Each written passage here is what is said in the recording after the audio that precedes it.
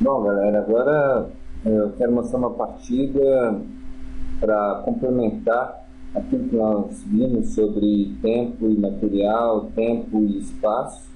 É uma partida de dois jogadores conhecidos, mas eu acho interessante porque não adianta a gente querer ver partida do Carlsen, do Magnus Carlsen, do Kasparov, do Capablanca, do Bob Fischer e achar que vai entender.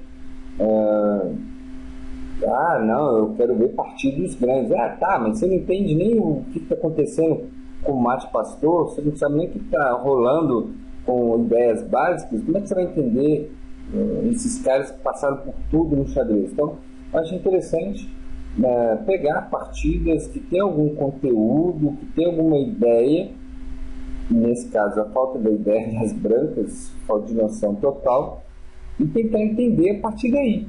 Tá? Então não adianta querer ver partidas de grandes jogadores se você não entende básico. Tá? Então, essa é uma partida, óbvio, que eu não sei o nome, desconheço o nome dos dois jogadores. De branco está o tal de Jones, de preto o tal de Randall.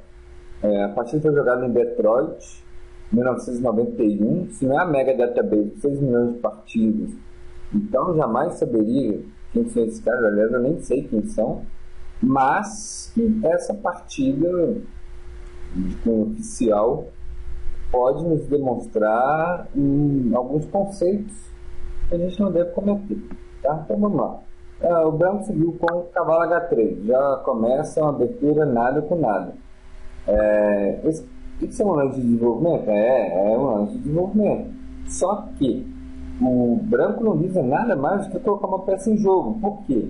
Porque o objetivo na abertura não seria dominar com peões o pequeno centro, né, que seria a casa E4, D4, E5 e D5, e dominar o grande centro de F3 a F6, de F6 a C6, de C6 a C3 e de C3 a F3 com peças. Tá? Então o cavalo em H3 não faz muito sentido e leva para o canto do tabuleiro. Teoricamente, o branco está tentando sair das teorias, né, das variantes mais estudadas.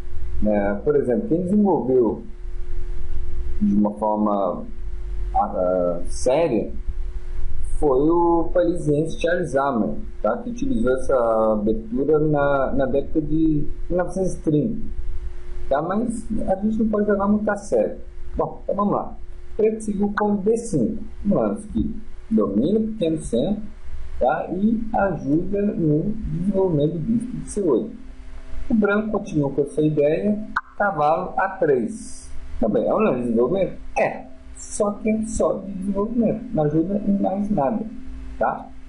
O preto seguiu com E5, domina o centro, domina e ocupa o pequeno centro e ajuda a controlar o grande centro. Outra questão, ele não vai fazer bispo, bispo captura H3 ou bispo captura A3. Por quê? Esse cavalo em H3, ele não tem muita perspectiva de jogo. É como se você quisesse trocar, alguém te oferecesse uma melancia podre em troca da sua laranja saudável. Sabe? Não faz sentido isso. Então ele não vai trocar alhos por bugalhos. Tá? Então seguiu B3. Primeiro lance diferente do branco. Por quê? Parece que ele quer jogar bispo B2 e atacar o centro a longa distância. É uma ideia antiga, né? Dominar da escola hipermoderna de xadrez, que é não ocupar o centro, mas atacá-lo a longa distância. O preto decide continuar ganhando mais espaço. Seguiu C5, o branco seguiu com bispo B2, apontando para o peão de A5, cavalo C6, um lance natural que controla E5. Agora outro lance horripilante, cavalo B5. O que esse cavalo está querendo fazer? Por onde ele quer ir? Se ele for a C7, a dama está lá esperando. Então não é uma boa ideia. Cavalo D6 piorou, porque tem um zilhão de peças lá esperando ele chegar em D6. Então qual que é a ideia do cavalo D5? melhorar, trazer esse cavalo para o centro, ele está gastando algumas jogadas para isso.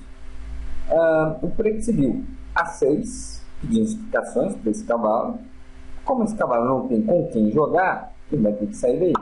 Cavalo C3, tá? Ele está atacando o centro? Não, porque tem a dama lá protegendo, ou seja, ele está vulnerável aí. Seguiu, cavalo F6, lance de desenvolvimento e ajuda a controlar o espaço.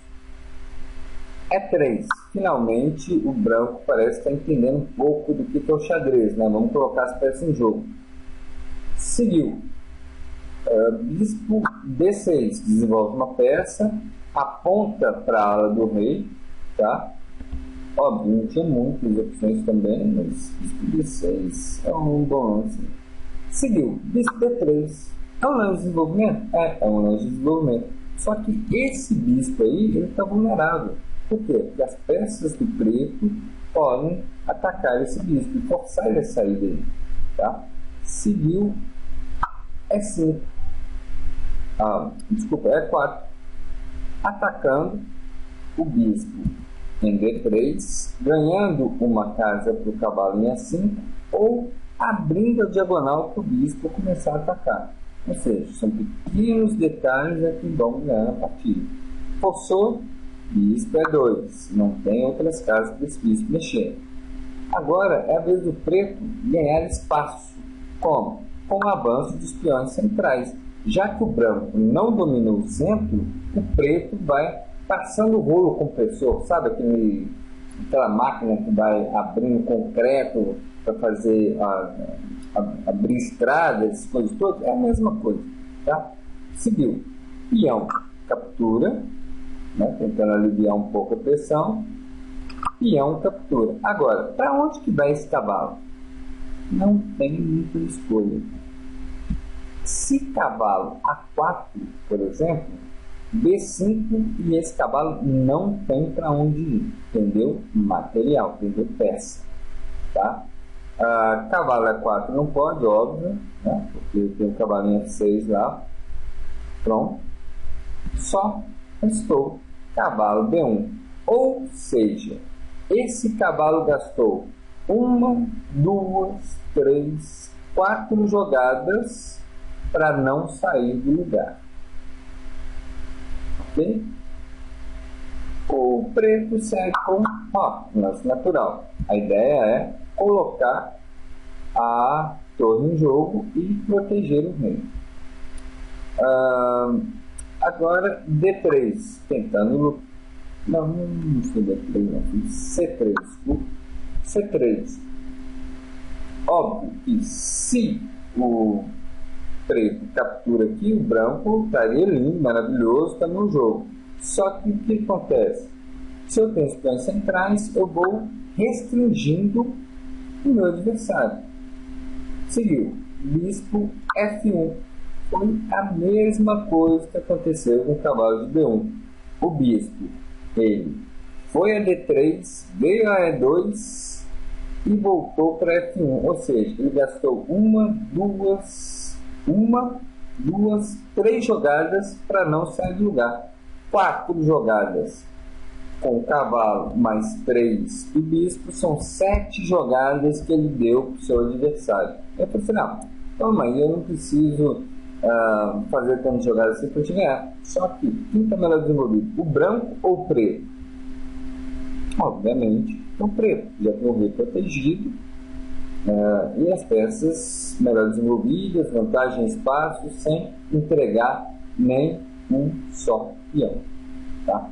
Então seguiu, torre E8, melhorando a torre, não vai ameaçar alguma coisa, não, que lance bom e tal, não, é um lance que está desenvolvendo, né? Ele tem perspectiva de ficar numa coluna aberta onde que o rei branco está mal colocado, ele está começando a querer ficar mal colocado.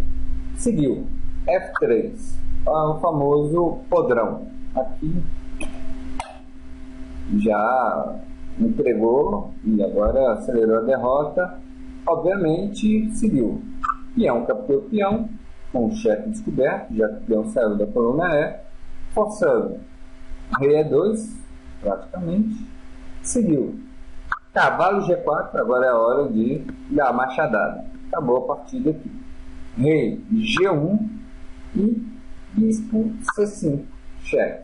O rei não tem para onde ir, restou cavalo F2. E agora, o que o preto fez com o seu desenvolvimento? Ele atacou, claro, foi com uma ajuda do branco, foi com uma pequena ajuda do branco, tá? Só que o branco fez tanta bobagem que deveria acabar assim. Ele não conseguiu continuar, ele não conseguiu jogar xadrez nessa partida, tá? Então essa foi uma partida que mostrou a importância do tempo e do espaço. Ninguém precisa entregar material aqui. O preto não precisa entregar material para ter tudo isso. Foi simplesmente jogadas ruins no branco, ok? Então não vamos estender mais. Fica aí a dica, uma boa partida e até a próxima. Valeu, galera!